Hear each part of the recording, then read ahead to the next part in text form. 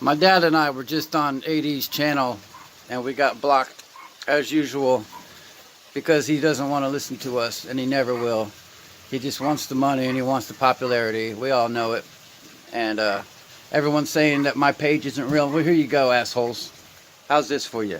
I'm sick of it. I'm tired of it. Leave my fucking family alone. Leave us alone. I'm sick and tired of it. We all are. Hi, this is Kimberly. This is a synopsis and a critique of Chapter 8 of My Daddy is a Hero, How Chris Watts Went from Family Man to Family Killer by Lena Derhally. The title of this chapter is Is The Heartless One. To begin, I just wanted to say, those of you that keep sending me Frankie Ruzick's video that he did Saturday night, you may stop now. I've seen it.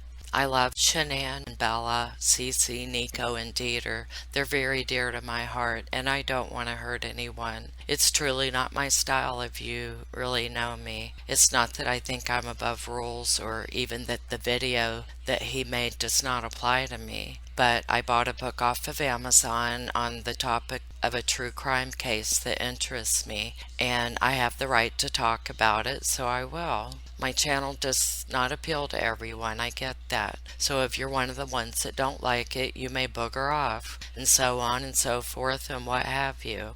Thank you, and have a sunshiny day. The chapter begins, quote, "The days and weeks following the explosive news regarding the Watts family murders were filled with the most soul-crushing and devastating heartbreak for Shanann's loved ones, especially her parents and younger brother, Frankie," end quote. This is one of those cases that just exploded in the media, and on top of dealing with the fact that their son-in-law and brother-in-law had been arrested, the fact that Shanann was initially accused by her husband of killing the children was beyond traumatic and distressing. I have no words to describe what they must have felt and have been feeling since the horribleness of this has happened. And I'm truly sorry for them. I like this chapter so far in that Miss Lena is writing it herself and not copying from Discovery. It's ironic that Shanann's brother Frankie made the statement that he did last Saturday night, December 28th, 2019.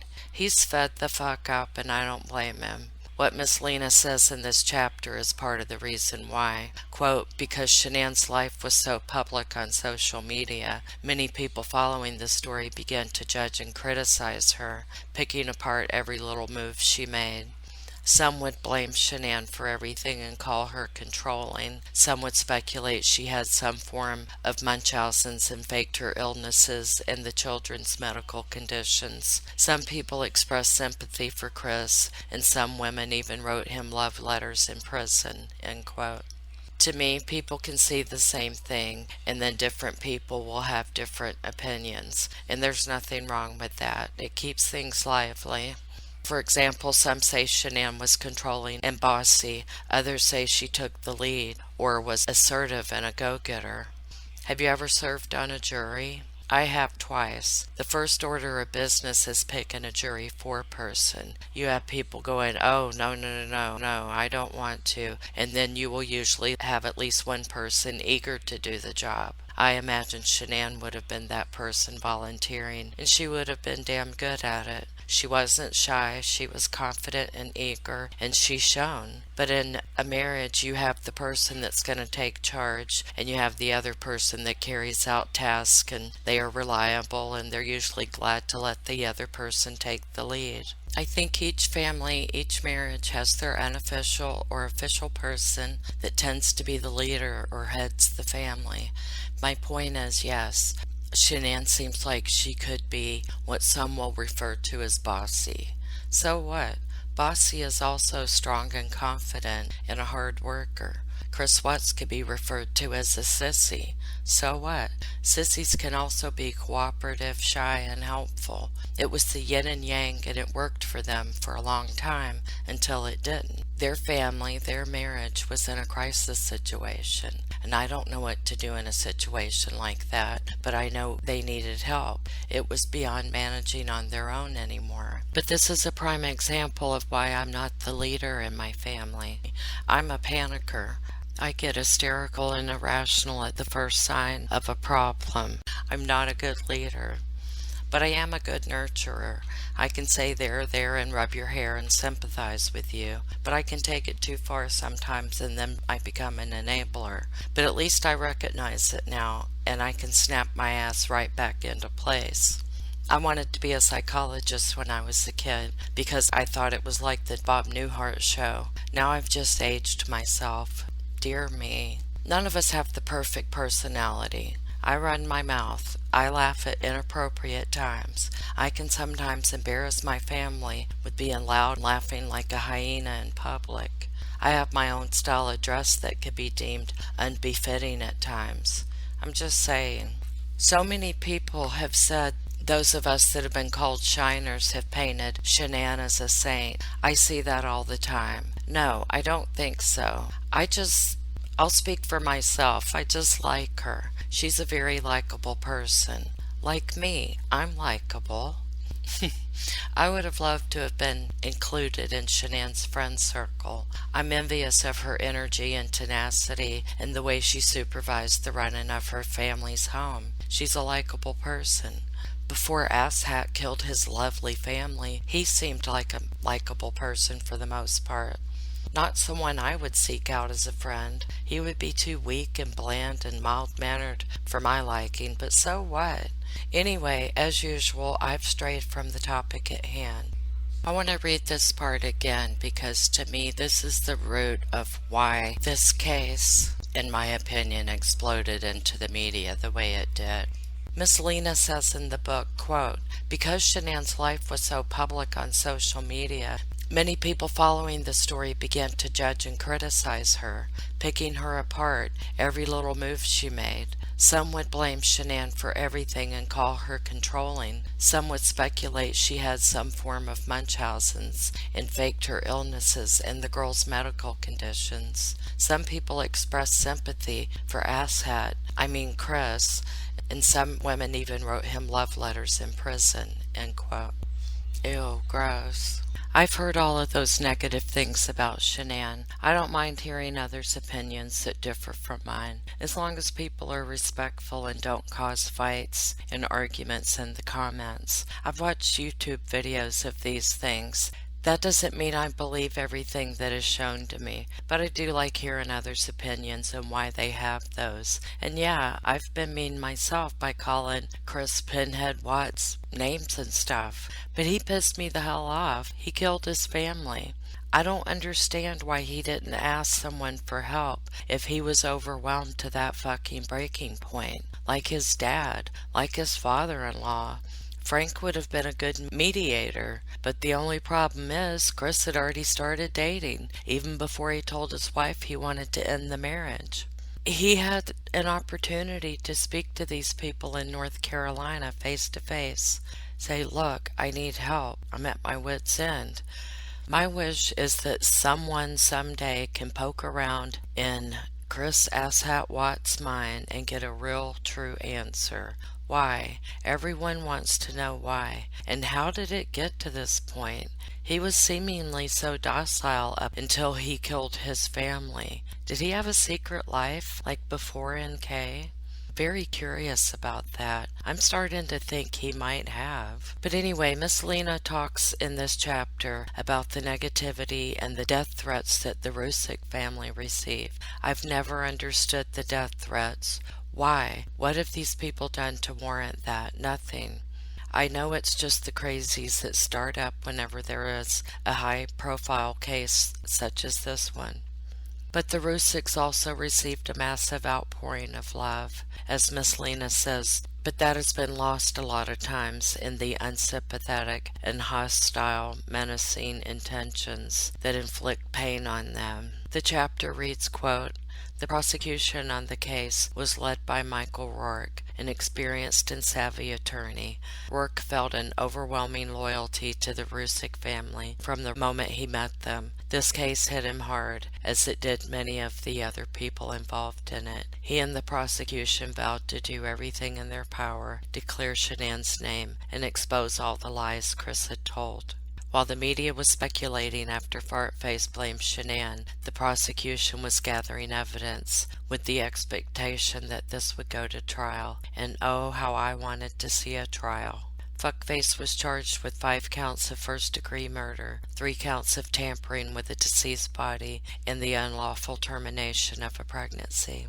In October, Knucklehead's defense team proposed a plea deal of he would plead guilty to all charges if D.A. Rourke would not seek the death penalty. Doofus cares deeply about what other people think of him, and he did not want all of the dirty laundry being aired. Well, that shit happened anyway, when the DA released much of the discovery. D.A. Rourke consulted with the Rusiks. They wanted Shanann's name cleared, and the guilty plea would do it. Mrs. Rusik in particular did not want her son-in-law or former son-in-law put to death. She said it was not up to her to decide that. The Denver Post came out with a story on Nicole Kessinger. It was published November 15th, 2018. Her picture looked nothing like the others we've seen, or even the way she looked on her interview with agent Kevin Kovac.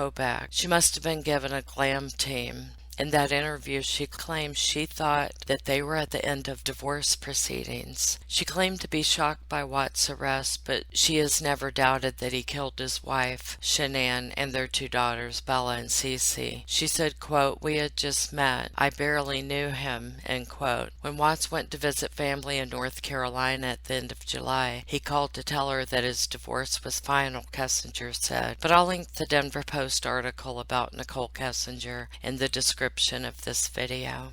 Now, I would like to use a disclaimer. The opinions expressed here are my own and are alleged and for entertainment purposes only. Miss Lena says in the book, quote, "Nikki told the Post that when she met Chris, he told her he was at the end of divorce proceedings and had no clue he was still very married. She said it was a brief affair and that she had been totally duped by him," end quote. Myself, I don't totally believe she didn't know he wasn't married and that she did not know that Shanann was pregnant. Shanann's Facebook has always been public due to her being a salesperson. Don't tell me she didn't look up Shanann. Just saying.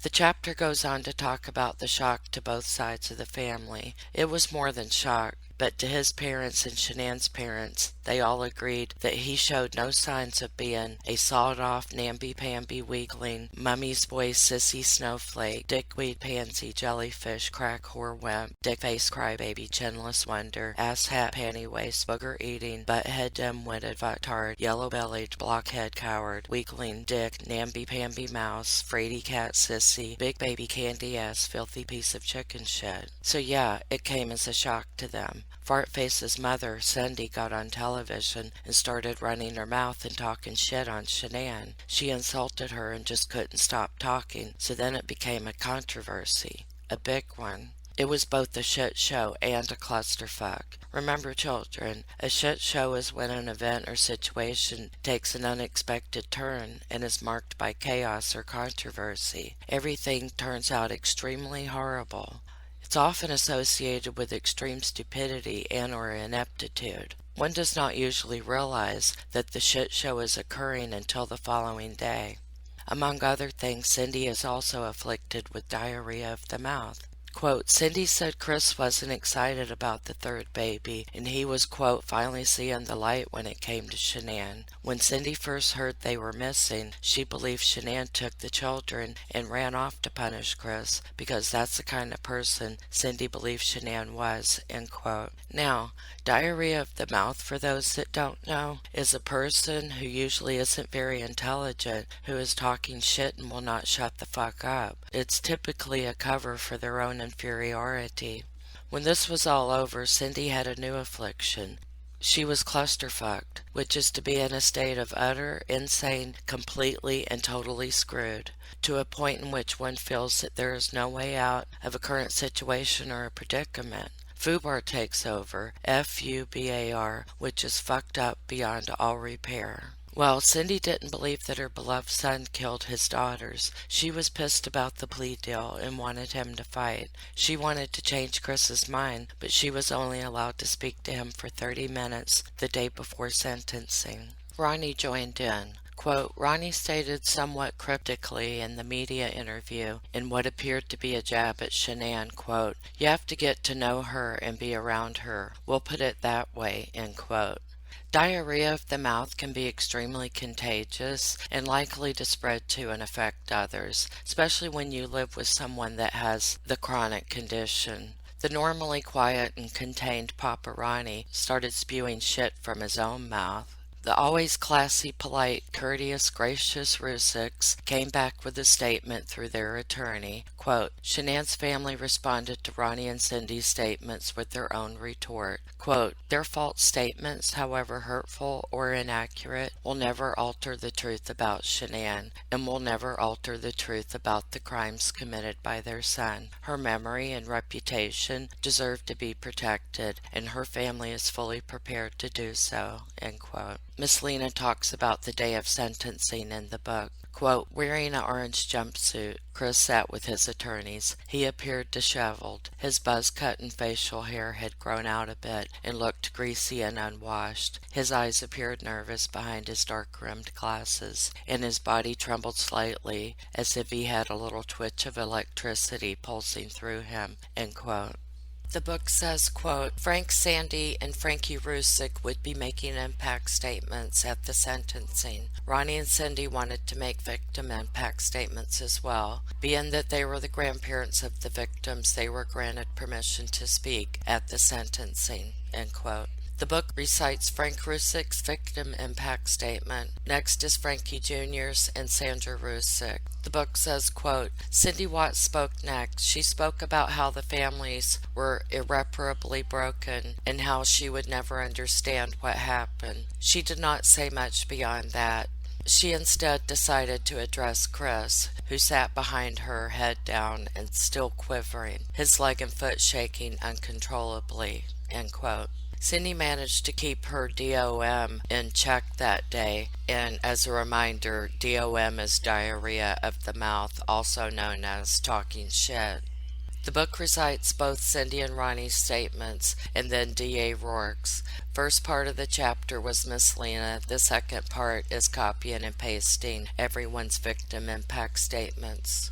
Quote, up until this point, other than the immediate family members and the investigators, no one knew what was coming. There had been speculation and rumors in the media, but it was unclear as to what evidence law enforcement had that compelled Chris to plead guilty to all charges. D.A. Rourke, with deep sadness in his eyes, looked at the judge. He knew what he was about to say would be traumatic for so many in the courtroom. End quote. The statement of D.A. Rourke is then recited in the book. On one hand, it's different to read the impact statements myself in the book. I've only ever seen the videos, and many times. On one hand, it just seems as page filler, but on the other hand, it somehow made the words more powerful to just read them myself, so I do like that she included that. Judge Kopkow said that this was the most inhumane and vicious crime he had handled out of the thousands of cases he had seen. He formally sentenced Chris Watts to 5 life sentences in prison without the possibility of parole, including 48 years for the unlawful termination of Shanann's pregnancy and 36 years for the disposal of the bodies. Miss Lena then ends the chapter with Fart Face ending up at the Waupun Correctional Institution, which of course is a maximum security in Waupun, Wisconsin, and then the infamous visit by Coderly and Baumhover in February 2019. The last bit of the chapter tells us, quote, Chris spoke to them for more than 5 hours in a more detailed confession. Before we explore that, we need to investigate the past and examine the lives of Chris and Shanann, end quote. And I am so excited about that. I hope we get some new stuff that we've not heard before. And lastly, I just wanted to brag that Miss Lena used 2 footnotes in this chapter. She acknowledged the Nicole Kessinger Denver Post article and the Cindy Watts Shit Show Clusterfuck interview with 9 News, Denver, Colorado. And that will be the end of this video. I'll pick up with chapter 9 in the next one. Thank you for listening.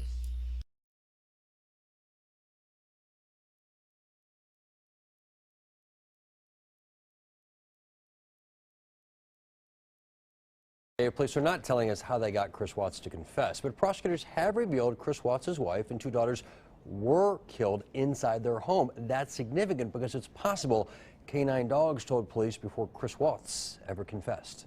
A canine dog might not have found the bodies of Shanann Watts and her daughters, but it may have found where they died inside the house. They have the dogs coming through to get scents. Before Chris Watts was arrested, and literally during the middle of our interview with him on Tuesday, he allowed police dogs inside his home without a search warrant. Here's his exchange with an investigator. Again, this is just consensual. Yeah, I don't need to sign anything. Feel free to say no if you want to. No, like you're good. Just yeah, go ahead. Okay. Canine experts say that might have been critical. That's an active alert, it looks like. We showed our video to Brett Reber, who trains canine dogs for law enforcement nationwide. A dead body gives off different smells, and they're so minute. We as human beings could never dream of detecting the difference, but a dog can. Reber says humans give off certain smells the moment we die, so a cadaver dog can tell the difference between the person's live scent and their dead scent, even in a house where the body has already been removed. Do you think it's possible that the dogs may have detected the smell of the dead woman and her 2 daughters inside that house and alerted investigators? Absolutely. It's very, very possible. She has to be somewhere. In my heart, I believe that she is somewhere, and I hope that she is safe. At the very moment detectives say Chris Watts was lying to us, their dog may have already detected the truth, the smell of death. There's no hiding from the animal. Using fake drugs, Reber and his partner gave us a demonstration with their Dutch Shepherd. Bam, there it is. The dog immediately sits and gets his reward. That's the alert. Goes, I smelled it, where's my toy? So imagine how much easier it might be to get Chris Watts to confess if detectives can say their dogs have detected the smell of death inside the house. Now, we don't know if that's what happened because the arrest affidavit remains sealed, but one police chief in Weld County who trains canine dogs tells me he would not be surprised. Rob Lowe, Channel 2 News. So you have to bring the camera. Right, Dieter. This is why I love Colorado. Look at all the balloons. This is literally my backyard. The dog's barking at the balloons.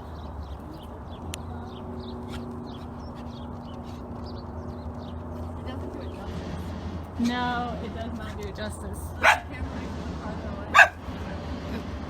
It literally was about, Christina is landing in that front area in our backyard. So it's about less than, what, 50 feet away? Yeah. It looks so much further. Look, guys. There's 3 more. Those are further away. But that one's landing in our yard. Practically. And that's so cool. You can walk over there. And then, you guys, we have the beautiful mountains over there. You can't miss the mountains. Wish.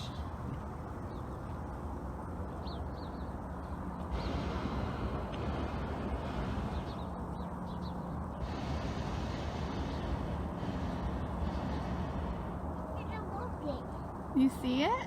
Yeah. That's pretty cool, huh? So you didn't know you were coming over to get a show today, did you?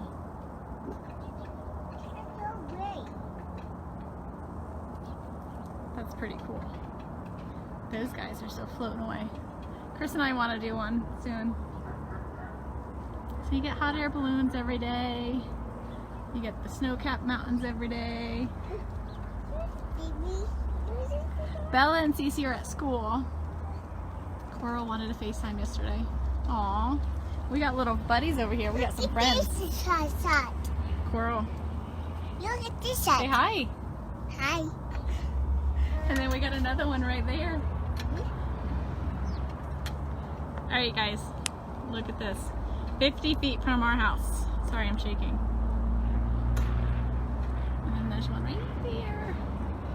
And 2 there. But that's so close, like super, super close. It's landing in our front part of our neighborhood, which is so cool. Only get this in Colorado. Super beautiful. Sharon, I'm excited to see you guys next month. And then here, guys, I know you want to see the beautiful mountains right there in our backyard. Beautiful snow-capped mountains. They haven't gotten much snow, so not much snow over there. Good enough.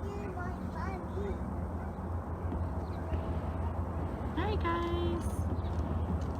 Just wanted you guys to see the beautifulness. Where are you going, Dax? Yeah? That one's up there chilling.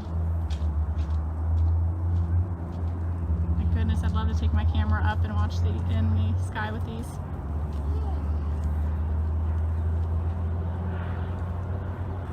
Peter was going berserk. We didn't know what he was barking at. We thought he was barking at the neighbor, and he was actually barking at the balloons.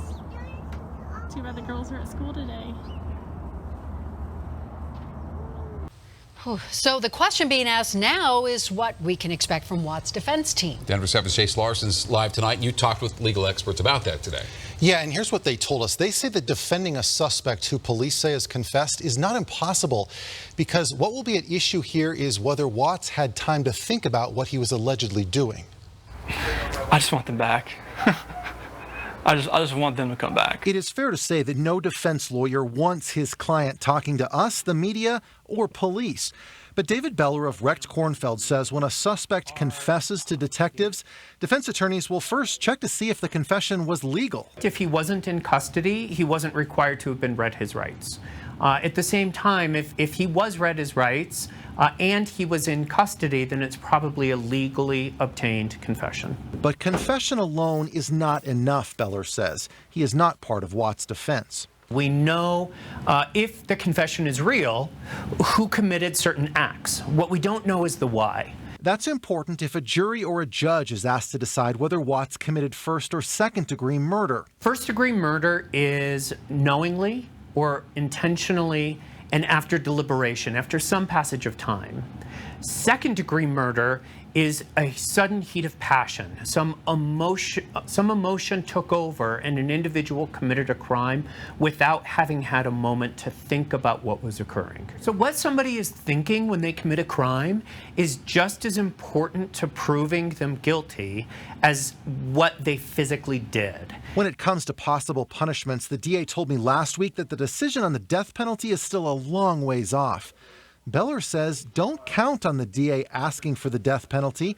Only 3 people are on death row in Colorado right now. It's extraordinarily unusual and rare that a prosecutor would bring death charges for several reasons. One, it's extraordinarily expensive to the public. And number 2, the public just doesn't really have the appetite for it anymore. Now, Watts is being represented by the Public Defender's Office. The attorney that we just heard from there says Colorado is known for having some of the best defenders in the country. Wow, we will be watching for sure.